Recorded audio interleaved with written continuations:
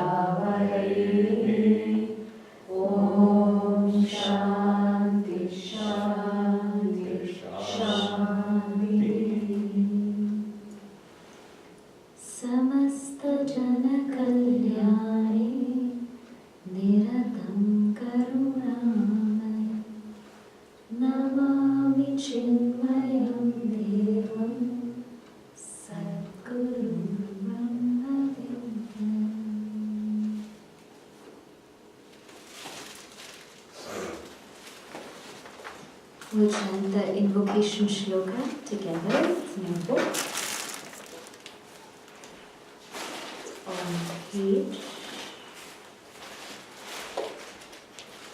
page 8.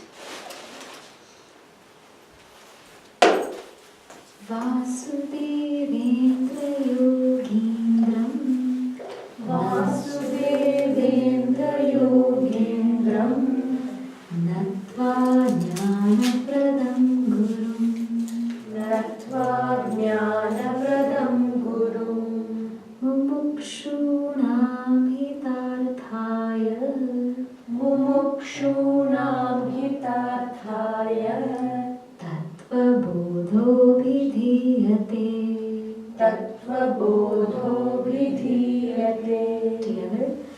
Vasudevendra Yogindram Natva Jnanapradam Gurum Mumukshunam Hitarthaya TatvaBodho Vidhiyate. So, TatvaBodha. Why are we studying TatvaBodha? We don't know. So we're studying TatvaBodha because we want to know about that self that's the source of all bliss, of eternal, of infinite happiness. Tattva means truth. Bodha, knowledge of the truth. Last time when I was here, we analyzed extensively where happiness comes from. And we divided the world into two, the subject and the object. And we found out that happiness can't really be found in the object. It can be found, but mainly in flickers, right? Sometimes when we go to a certain place, we feel happy. But when we leave that place, not so happy. Or sometimes, for a certain time, we feel very, very happy, like on the weekend. But then Monday morning kicks in, again, Monday blues, isn't it? So, sometimes we feel happy for a certain place, for a certain time, or sometimes when we're with certain people, we feel very happy. But after they leave, we feel sad. So like this, every day, we establish that all we do every day is we seek this joy. All the decisions we make in our lives are only to seek this joy, to get a little bit more of that flicker of happiness. Can you give me a little bit more, a little bit more? And it's as though we beg everyone for this happiness. But little did we know, we are the masters of happiness. We're so funny. We're begging outside. We have our begging bowl. Please make me happy. Please make me happy in some way. But actually, we are the abode of that happiness. Last time we established that this eternal infinite happiness that we're looking for cannot be found in the object, but it's found in the subject. Hence, TatvaBodha is knowledge about that subject. What is that subject? How do I get to know that subject? All this is found in this text. Last time we established or we discussed the Mangalacharana, the need for an invocation. Everything in our culture starts with an auspicious invocation. Why? So that we can make sure that we truly benefit from this knowledge. The invocation being to Vasudevendra Yogindram, to Bhagavan himself. Vasudeva means that truth which dwells in all of us. Yogindram, the king of all yogis. Natva Jnana Pradam Guru. We salute or we prostrate to this God who is also Guru. And last time we established how God is Guru. Guru is nothing but an avatar of God. Why is this text written? For whose benefit? Mumukshunam hitarthaya. For those mumukshus who are seekers of this truth. TatvaBodho abhidhyate. TatvaBodha is expounded. So in this beautiful invocation, which invokes the grace and blessings of God, who is come as the Guru, it also contains what we call as Anubandha Chatushtaya. And we established that Anubandha Chatushtaya means that which gets us connected to any text. So after knowing this, we get connected to the text. So what is the Anubandha Chatushtaya here? The Adhikari or the student is Mumukshu, all of us. Then the Vishaya is TatvaBodha. Then the Prayojana is Hitartha, means for the benefit of those mumukshus or moksha. And the Sambandha is Bodhya, Bodhaka, Sambandha, which means that this text will reveal that knowledge which will get me towards moksha. Hence I am studying this. So before we pick up any book, we have to know what's connecting us to the book. Otherwise, why should we pick it up? Isn't it? So we're picking up this book because it will give me the knowledge of how I can attain moksha. So then we started that. And the first thing that Bhagavan Adi Shankaracharya does, which is so beautiful, is he gives the pratignya or the proposition of this text. What is this text going to have? So it was said, Sadhana Chatushtaya Sampanna Adhikarina.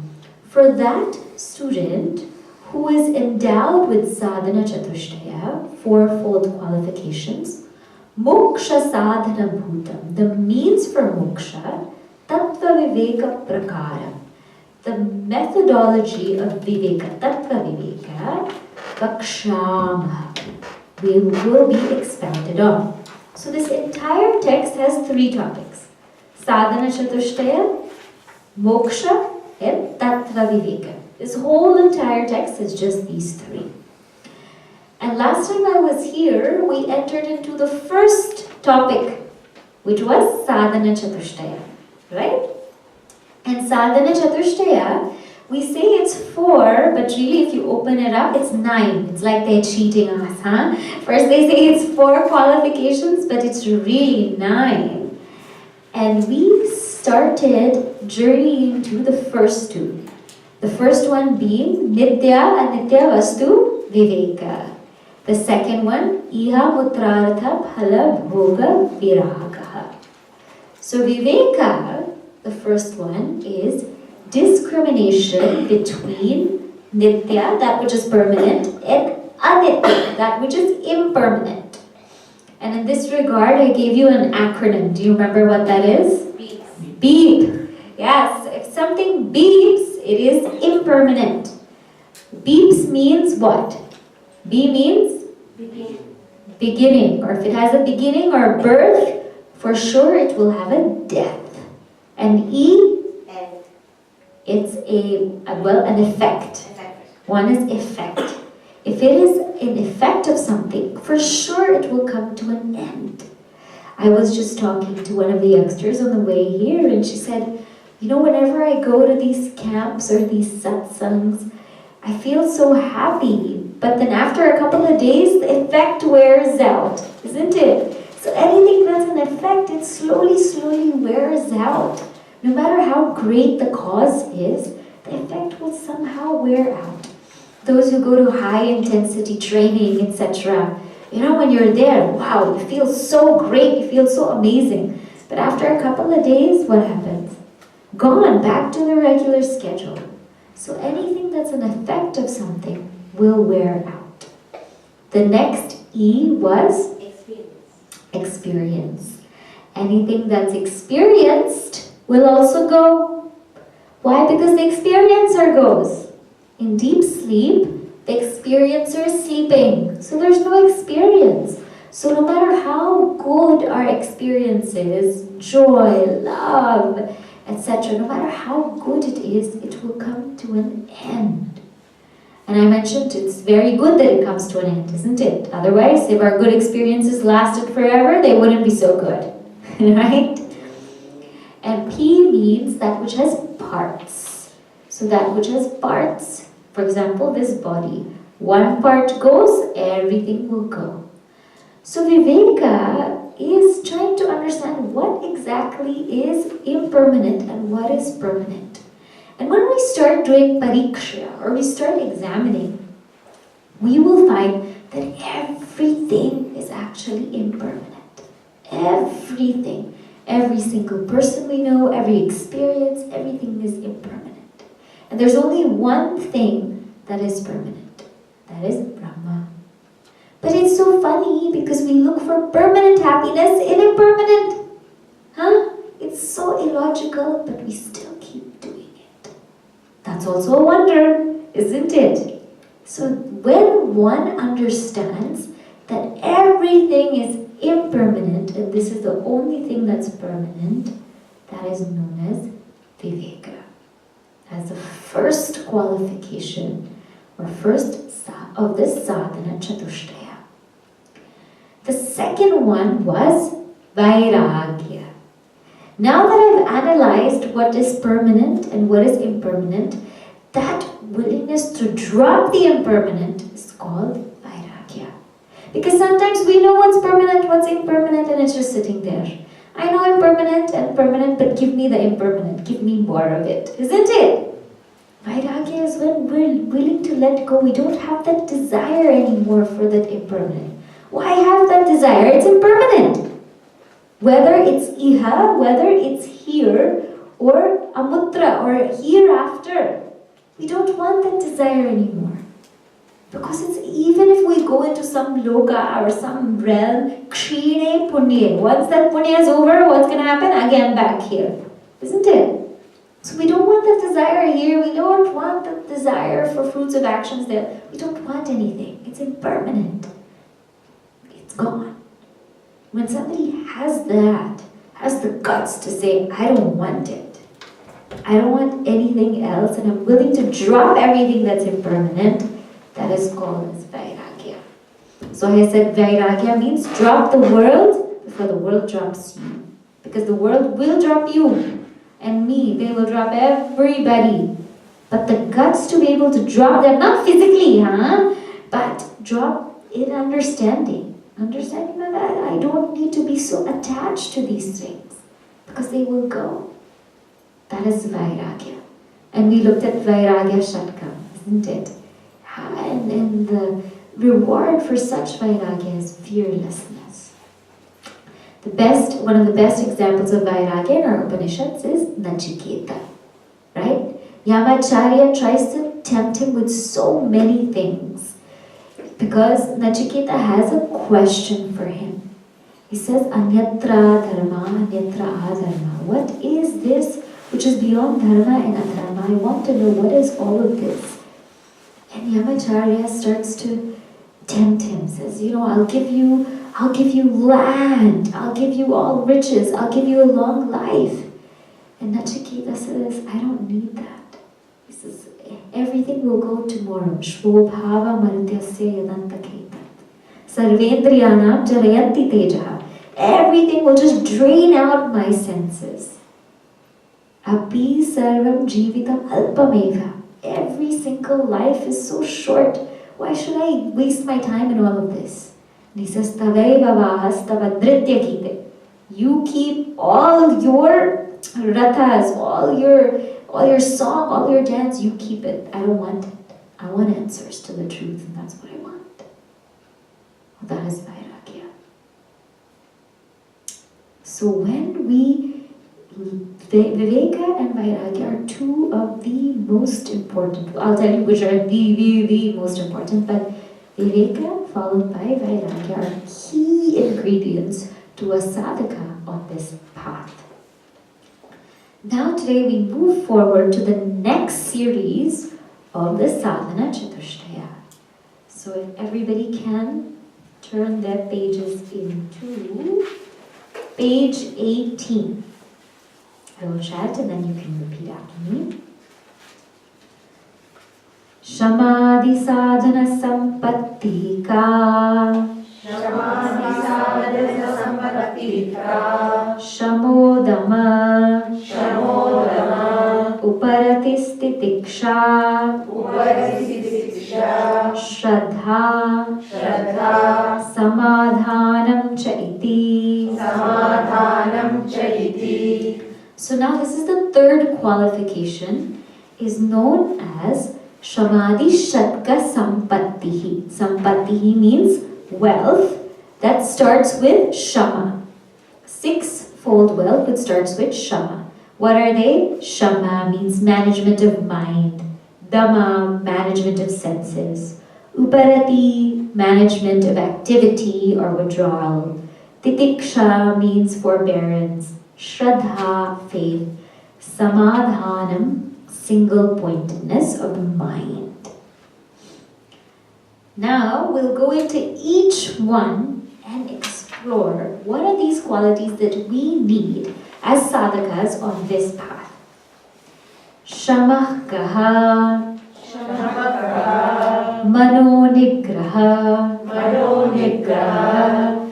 Shama. So the first one is Shama. So Shama, as I said, means managing one's mind. Before we manage our mind, we need to know what is the mind, isn't it?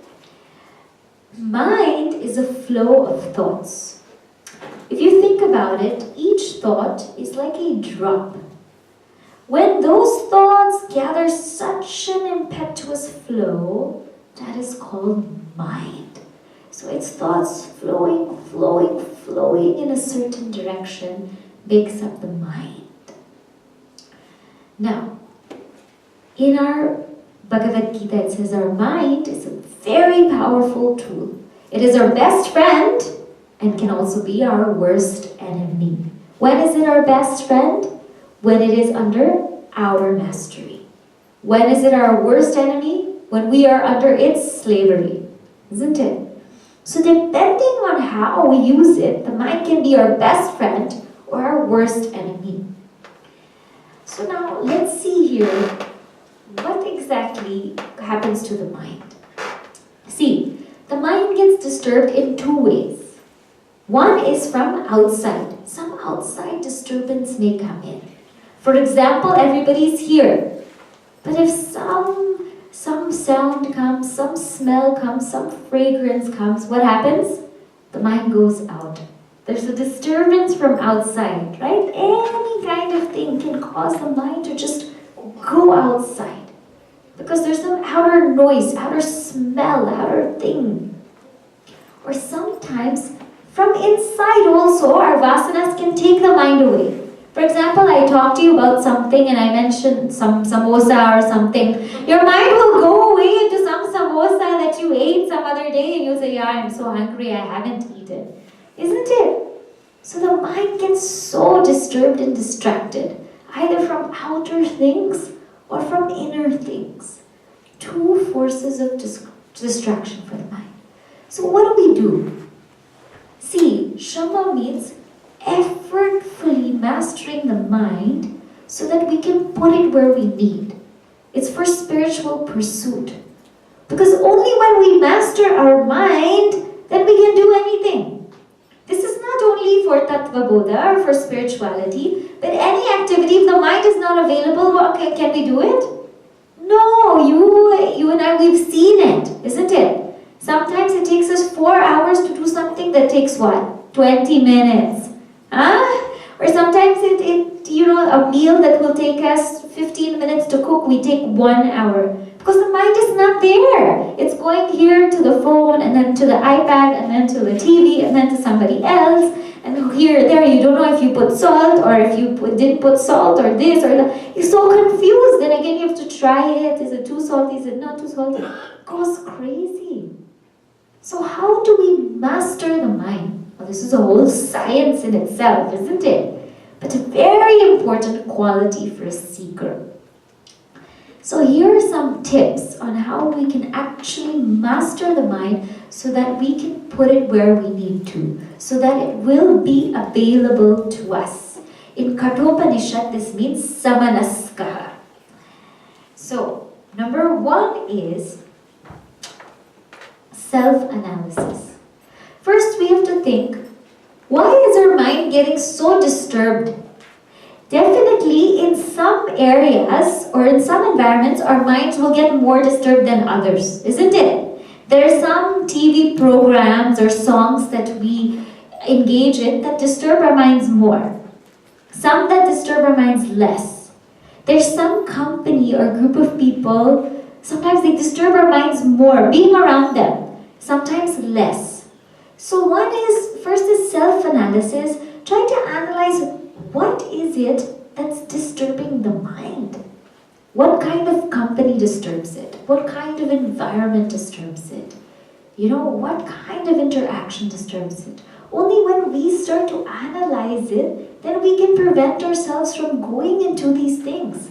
But the thing is, we don't sit and analyze, right? We don't do our self-analysis, so we keep subjecting ourselves to the same thing. So think about it from that perspective and start writing that down. And another one is tempt the temptation. Our mind gets so tempted to run out, to go here, to go there. But you see, the mind is like a spoiled child. So imagine, how spoiled children are. They want to eat at this time, okay, eat. You want to sleep, sleep. You don't want to go to school, don't go. You want to wear this today, wear it. When you keep agreeing, and then the child becomes so spoiled. And then they just want to do whatever they want to do. So the same way, the mind, when we keep agreeing and say, okay, mind, you wanna sleep now at 3 o'clock in the afternoon for 2 hours, sleep. You wanna eat now, eat. You wanna talk now, talk. If we just let our minds loose, the mind will do whatever it wants. It will get used to it. It will be so spoiled. So what do we have to do? Tempt the temptation. Like a spoiled young child, or a small one, what do they like to do? You know how kids are. They like to pick up everything and put it in their mouth, isn't it? And whatever it is, they like to put it in their mouth. But what does the mother do? When they see the child putting something in their mouth, they take that away and they give them a pacifier, or they give them a fruit, or they give them something that the child can actually munch on. Or sometimes the child, what they'll do is they'll start taking the necklace of the mother, or etc., start chewing on the pearls or something, and the mother will take that away and give them a ball, right? Nowadays, children are so sassy, they take the phones, and the parents really freak out. They're like, oh no, what do we do? And they try to find something else to give the child. So the same way, when the mind is tempted to go out, you tempt the mind with something else. You show the mind the joy of satsang, the joy of reading good books, listening to good music, engaging in intimate conversation. Show the mind these joys. Say, I know you want to go here, but gee, don't you think that this could do better for you? Start tempting the mind also. You see, with the mind, we also have to be like superstars. We have to be so creative and so sportive because the mind is very difficult. So just as we have to be so animated and, coax children and say, hey, this is good for you, we have to do the same with the mind. Because it doesn't listen just like that. You know it, right? It just keeps going on. So you tempt it. Come up with your own strategy. Say, hey mind, look at this. We have to be a lot of people are marketing. We also have to do marketing for the mind. Isn't it?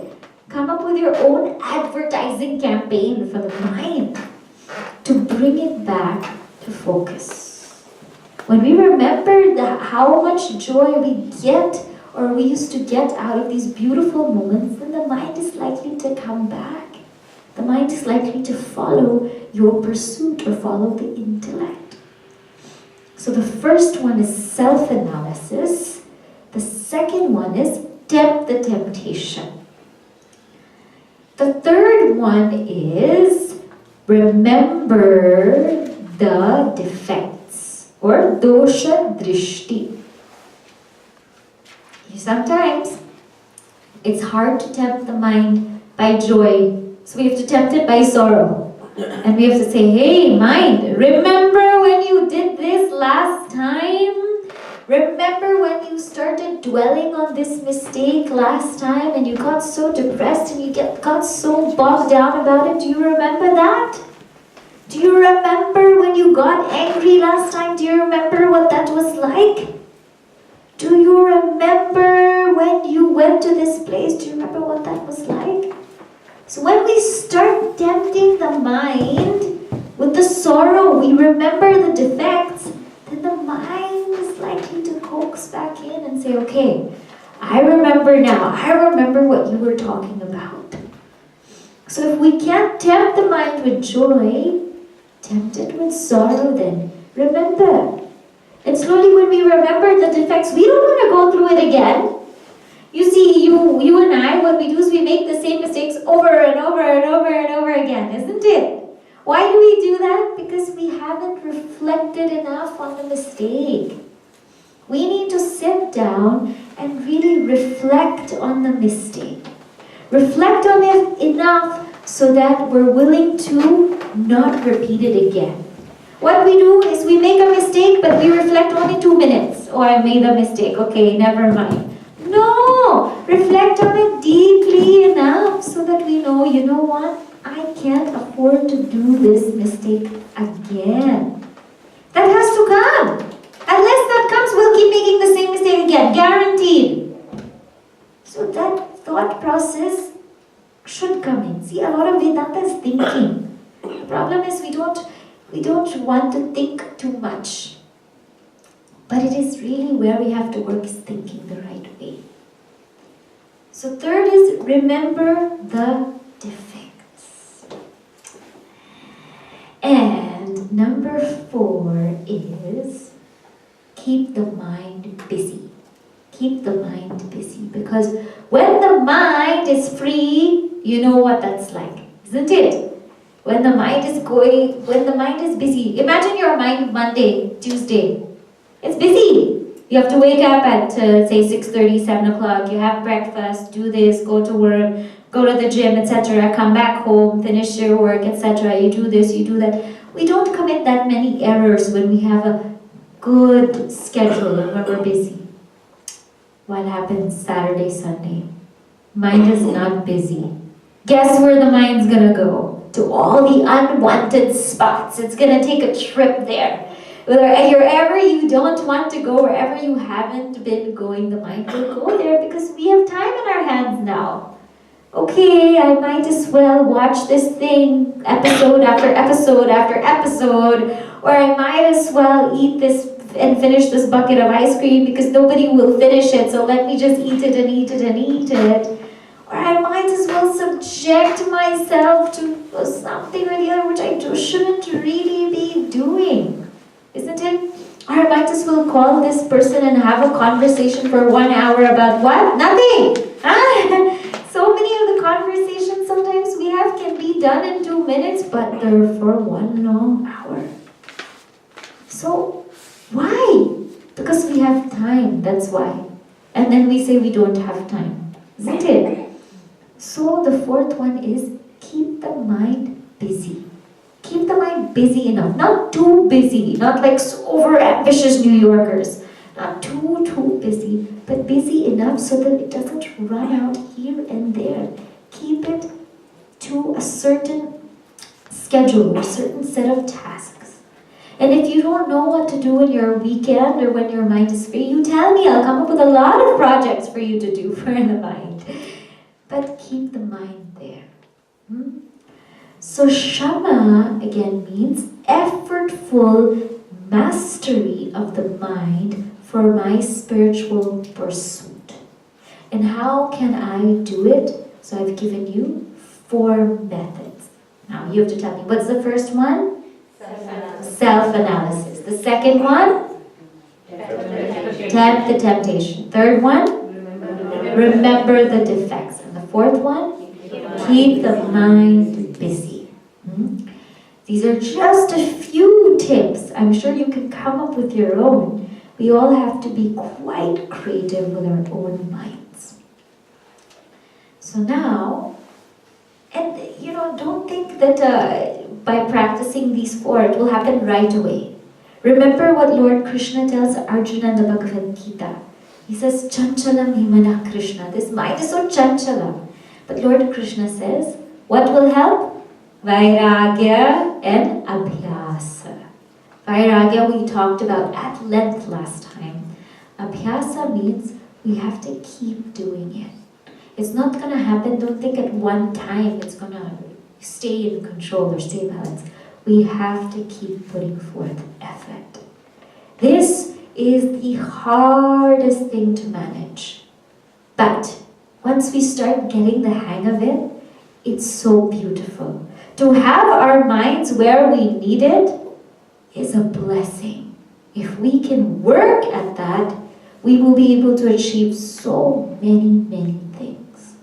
Hence, Shamadhi Shatka Sampatti starts from the mind, because so many things start from the mastery of the mind.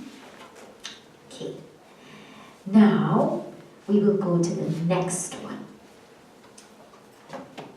Damakaha Chakshuradi Bahyendriya Nigraha. So what is Damaha? If Shama is mastery of the mind, Dama is mastery of the senses. Nigraha means mastery. Bahya Indriya means the external organs, because the mind, etc., is an internal organ. It's an antahkarana. But the sense organs, meaning the organs of action and the organs of knowledge, are bahyendriya. And starting from, or example, eyes. So when we talk about Dhamma, it's mastering the 5 organs of action, speech, hands, legs, organs of reproduction, excretion, etc.